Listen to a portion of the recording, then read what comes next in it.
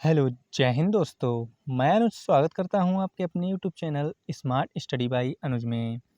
तो आज हम लेकर आए हैं आपके लिए आर्मी अग्निवीर 2027 परीक्षा के लिए 1000 जनरल नॉलेज क्वेश्चनों का धमाका, जिसमें जो क्वेश्चनों की संख्या है वह 50 होने वाली है और ये आज का सेट 8 होने वाला है। अगर आपने पिछले सेट्स नहीं देखे हैं तो आप लोग प्लेलिस्ट से जाके देख सकते हैं। तो आप लोग प्लेलिस्ट बनी हुई है यूट्यूब चैनल में, वहाँ से आप लोग जाके देख सकते हैं। अगर ऐसे ही इम्पोर्टेंट जीके के क्वेश्चंस देखने के लिए आप हमारे चैनल को सब्सक्राइब कर लें। चलिए स्टार्ट करते हैं। पहला जो क्वेश्चन है वह है आप लोगों की स्क्रीन पर, जो कि हिस्ट्री से होने वाला है। तो पहला क्वेश्चन क्या है, जलियांवाला बाग हत्याकांड 13 अप्रैल 1919 की जांच के लिए ब्रिटिश सरकार ने किस कमीशन का गठन किया था। तो जो जलियांवाला बाग हत्याकांड है यह अमृतसर पंजाब में हुआ था और ये 13 अप्रैल 1919 को हुआ था। तो इसका जो राइट आंसर है यह हंटर कमीशन इसका राइट आंसर हो जाएगा। तो ब्रिटिश सरकार ने किस कमीशन का गठन किया था, तो यह हंटर कमीशन का गठन किया था। अगला प्रश्न है, अष्टाध्यायी जो कि संस्कृत व्याकरण का सबसे प्राचीन और प्रसिद्ध ग्रंथ है, इसके लेखक कौन है। तो जो अष्टाध्यायी प्रसिद्ध ग्रंथ है इसके जो लेखक हैं ये महर्षि पाणिनि हैं। कौन है, महर्षि पाणिनि। अगला प्रश्न है प्रश्न नंबर 3, दिल्ली सल्तनत के गुलाम वंश का जो वह कौन सा शासक सुल्तान था जिसकी मृत्यु चौगान पोलो खेलते समय घोड़े से गिरने के कारण हुई थी। तो दिल्ली सल्तनत के गुलाम वंश का कौन सा सुल्तान था, तो वह कुतुबुद्दीन ऐबक था। अगला प्रश्न है, संगमरमर की शानदार नक्काशी के लिए प्रसिद्ध दिलवाड़ा जैन मंदिर, कौन सा मंदिर, दिलवाड़ा जैन मंदिर राजस्थान के किस पर्वतीय स्थल पर स्थित है। तो ये जो दिलवाड़ा जैन मंदिर है ये राजस्थान में स्थित है और किस पर्वतीय स्थल पर है, तो यह माउंट आबू पर स्थित है। अगला प्रश्न है प्रश्न नंबर 5, ब्रिटिश भारत के किस वायसराय के समय में वर्ष 1905 में बंगाल का ऐतिहासिक विभाजन हुआ था। तो जो बंगाल का ऐतिहासिक विभाजन है ये लॉर्ड कर्जन के समय में हुआ था। अगला प्रश्न है, स्वराज मेरा जन्मसिद्ध अधिकार है और मैं इसे लेकर रहूँगा, यह प्रसिद्ध और ऊर्जावान कथन किसका है। तो जो स्वराज मेरा जन्मसिद्ध अधिकार है और मैं इसे लेकर रहूँगा, ये प्रसिद्ध और ऊर्जावान कथन जो है ये बाल गंगाधर तिलक का है, जिन्होंने कहा था। अगला प्रश्न है, सिंधु घाटी सभ्यता का प्रसिद्ध पतन नगर यानी लोथल वर्तमान भारत के किस राज्य में स्थित है। तो जो लोथल है ये प्रेजेंट टाइम में अभी गुजरात में स्थित है, अहमदाबाद जिले में भोगनवा नदी के किनारे। अगला प्रश्न, कुंदन वन कश्मीर में आयोजित हुई चौथी बौद्ध संगीति के अध्यक्ष कौन थे। तो इसका जो राइट आंसर है वसुमित्र इसका राइट आंसर हो जाएगा। अगला प्रश्न है, वर्ष 1928 में गुजरात के बारदौली सत्याग्रह का सफल नेतृत्व किसने किया था, जिसके बाद वहां की महिलाओं ने उन्हें सरदार की उपाधि दे दी थी। तो जो गुजरात के बारदौली में सत्याग्रह का सफल नेतृत्व है वह सरदार वल्लभ भाई पटेल ने किया था, जिन्हें बाद में वहाँ की महिलाओं ने उन्हें सरदार कहकर बुलाना शुरू कर दिया था। अगला प्रश्न है प्रश्न नंबर 10, बाल गंगाधर तिलक ने मांडले जेल म्यांमार में सजा काटने के दौरान किस प्रसिद्ध धार्मिक व दार्शनिक पुस्तक की रचना की थी। तो गीता रहस्य इसका राइट आंसर हो जाएगा। अगला टॉपिक है जियोग्राफी का। जियोग्राफी के पहला प्रश्न है, दक्षिण भारत की किस नदी को अपनी पवित्रता के कारण दक्षिण गंगा या बूढ़ी गंगा के नाम से जाना जाता है। तो जो बूढ़ी गंगा और दक्षिण गंगा के नाम से जाना जाता है तो वह गोदावरी नदी इसका राइट आंसर हो जाएगा। अगला प्रश्न है प्रश्न नंबर 12 है, भारत के किस राज्य को सोया प्रदेश, कौन सा प्रदेश, सोया प्रदेश कहा जाता है, क्योंकि वहाँ सोयाबीन का उत्पादन सबसे अधिक होता है। तो जो सोया प्रदेश है यह मध्य प्रदेश को कहा जाता है।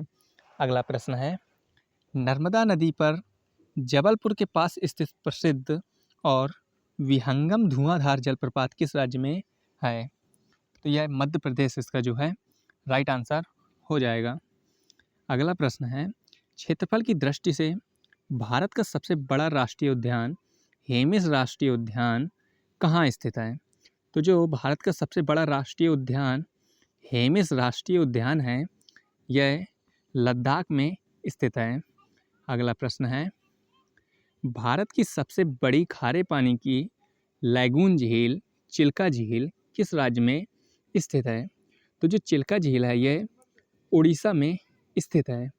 अगला प्रश्न है, हमारे सौरमंडल का सूर्य से सबसे दूरी पर स्थित और सबसे ठंडा ग्रह कौन सा है? तो जो सबसे ठंडा ग्रह है यह वरुण नेपच्यून ग्रह है।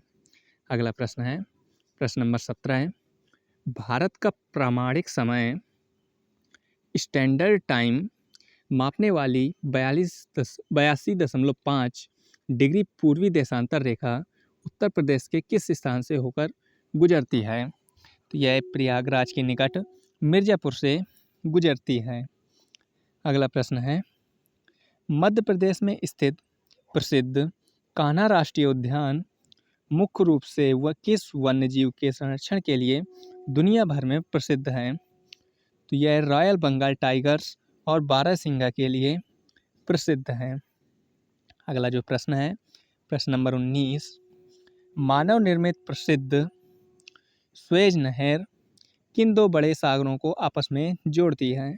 तो जो मानव निर्मित प्रसिद्ध स्वेज नहर है ये लाल सागर और भूमध्य सागर को आपस में जोड़ती है। अगला प्रश्न है, भारत के किस पड़ोसी हिमालयी देश को land of the thunder dragon कहा जाता है? तो land of the thunder dragon यह भूटान को कहा जाता है। अगला टॉपिक है अपना पॉलिटी।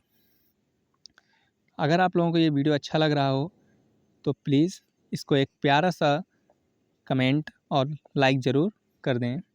चलिए पॉलिटी का पहला प्रश्न, भारतीय संविधान के किस अनुच्छेद के तहत उपाधियों का अंत कर दिया गया है? तो जो उपाधियों का अंत है ये अनुच्छेद 18 में निहित है। अगला प्रश्न है, संविधान के किस संशोधन द्वारा प्रस्तावना में पहली और आखिरी बार 3 नए शब्द समाजवादी, पंथनिरपेक्ष और अखंडता जोड़े गए थे? तो इसका जो राइट आंसर है यह 42वां संविधान संशोधन अधिनियम 1976 हो जाएगा। अगला प्रश्न है, प्रश्न नंबर 23, स्वतंत्र भारत के प्रथम कानून और न्याय मंत्री कौन थे जिन्होंने संविधान का मसौदा तैयार किया था? तो इसका जो राइट आंसर है ये डॉक्टर भीमराव अंबेडकर हो जाएगा। अगला प्रश्न है, भारतीय संविधान के किस भाग में देश की राजभाषा से संबंधित महत्वपूर्ण प्रावधान दिए गए हैं? तो भाग 17 में अनुच्छेद 343 से लेकर 351 में ये दिया हुआ है। अगला प्रश्न है, राष्ट्रपति को सहायता और सलाह देने के लिए एक मंत्रिपरिषद होगी जिसका प्रधानमंत्री होगा, यह किस अनुच्छेद में वर्णित है? तो यह अनुच्छेद 74 में वर्णित है। अगला प्रश्न है, भारत में सरकार के वित्तीय वर्ष फाइनेंशियल ईयर की आधिकारिक अवधि कब से कब तक होती है? तो जो फाइनेंशियल ईयर की अवधि है यह 1 अप्रैल से 31 मार्च तक होती है। अगला प्रश्न है, प्रश्न नंबर 27, भारतीय संसद के उच्च सदन यानी राज्यसभा का पदेन सभापति कौन होता है? तो जो पदेन सभापति है ये भारत का उपराष्ट्रपति होता है। अगला प्रश्न है, भारतीय संविधान की किस अनुसूची में केंद्र और राज्यों के बीच शक्तियों के बंटवारे, संघ, राज्य और समवर्ती सूची का उल्लेख है? तो यह 7वीं अनुसूची में उल्लेख इसका दिया हुआ है। अगला प्रश्न है, प्रश्न नंबर 29, भ्रष्टाचार पर रोक लगाने के लिए भारत के पहले आधिकारिक Lokpal first Lokpal of India के रूप में किसे नियुक्त किया गया था? तो यह पिनाकी चंद्र घोष को नियुक्त किया गया था। अगला प्रश्न है, संसद के किसी भी सदन का सदस्य न होने पर भी कोई व्यक्ति अधिकतम कितने समय तक मंत्री पद पर रह सकता है? तो यह 6 महीने तक रह सकता है। इसके भीतर उसे किसी भी सदन का सदस्य बनना अनिवार्य है। अगला प्रश्न है जो अपना साइंस से होने वाला है। क्वेश्चन नंबर 31 है, मानव शरीर की सबसे छोटी हड्डी कौन सी है और यह शरीर के किस अंग में पाई जाती है? तो जो मानव शरीर की सबसे छोटी हड्डी है यह स्टेपीज है और यह मानव के कान में पाई जाती है। अगला प्रश्न, किस मजबूत और हल्की धातु को रणनीतिक धातु कहा जाता है क्योंकि इसका उपयोग रक्षा और अंतरिक्ष उद्योगों में बड़े पैमाने पर होता है? तो इसका राइट आंसर है टाइटेनियम। अगला प्रश्न है प्रश्न नंबर 33, दृश्य प्रकाश के किस रंग का तरंगदैर्घ्य वेवलेंथ सबसे अधिक होता है जिसके कारण यह दूर से भी साफ दिखाई देता है? तो लाल रंग में जो है वेवलेंथ सबसे ज़्यादा होता है, इसलिए इसका उपयोग खतरे के संकेतों में होता है क्योंकि ये दूर से एकदम क्लियर दिखाई देता है। अगला प्रश्न है, ग्रामीण क्षेत्रों में ऊर्जा के स्रोत के रूप में उपयोग होने वाली गोबर गैस बायोगैस का मुख्य घटक कौन सी गैस होती है? तो जो बायोगैस का मुख्य घटक है यह मीथेन होती है, जिसका जो फॉर्मूला है CH4 होता है।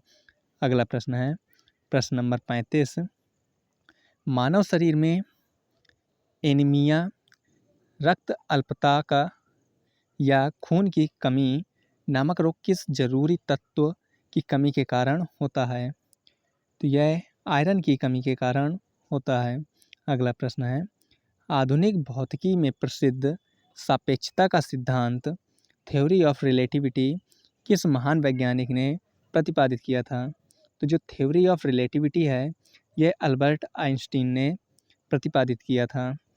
अगला प्रश्न प्रश्न नंबर 37, नींबू, संतरा और मौसम्मी जैसे खट्टे फलों में मुख्य रूप से कौन सा प्राकृतिक अम्ल पाया जाता है? तो इसमें साइट्रिक अम्ल पाया जाता है।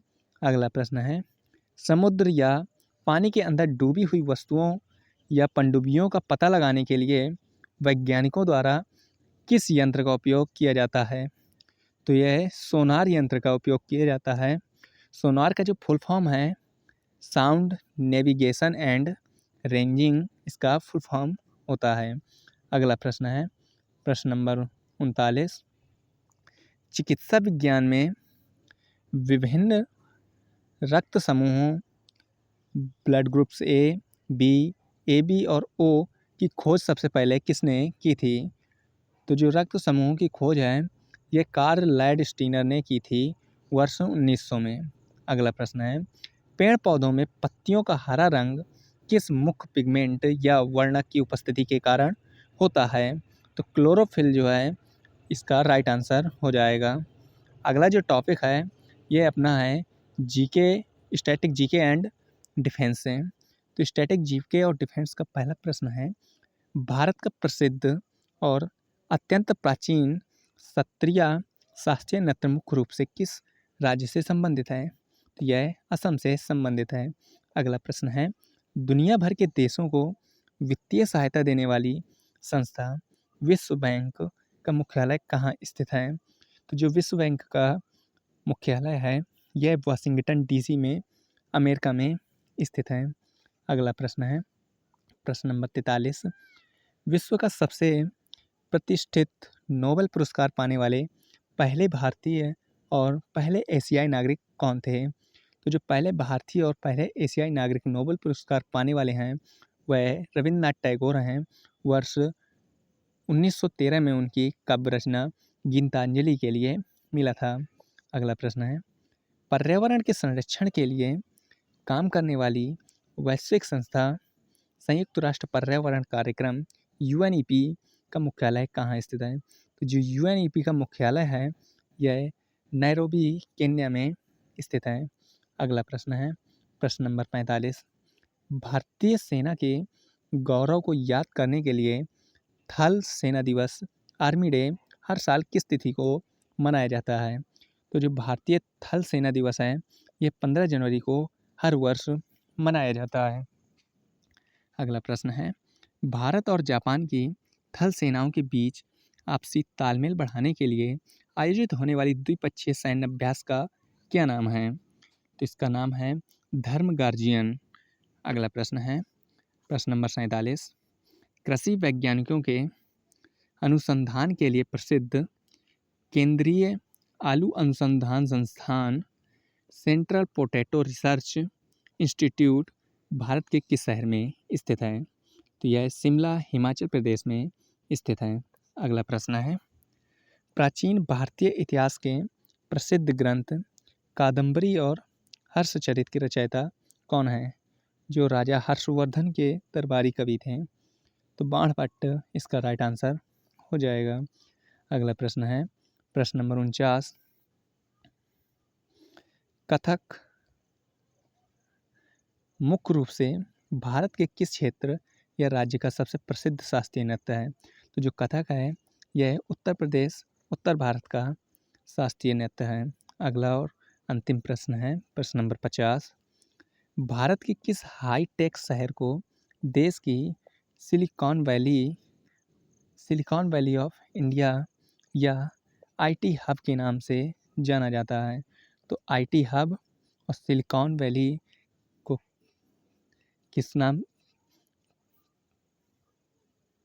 हाईटेक को शहर को जाना जाता है? तो यह बेंगलुरु जो है इसका राइट आंसर हो जाएगा। अगर ये वीडियो आप लोगों को अच्छा लगा हो तो हमारे चैनल को सब्सक्राइब करें और ज़्यादा से ज़्यादा वीडियो को शेयर करें ताकि जितने भी भाई लोग एग्ज़ाम की तैयारी कर रहे हैं वो अच्छे से कर सकें। और एक चीज़ और ध्यान दें भाई कि अगर ये वीडियो आप लोगों को इम्पोर्टेंट हो रहा है ना तो ये हमारी मेहनत है और आप इसमें लाइक नहीं करते हैं तो हमें डीमोटिवेशन मिलता है। तो आप प्यारा सा एक कमेंट और लाइक ज़रूर दे दिया करें ताकि हमें ऐसे वीडियो बनाने में थोड़ा मोटिवेशन मिल जाए।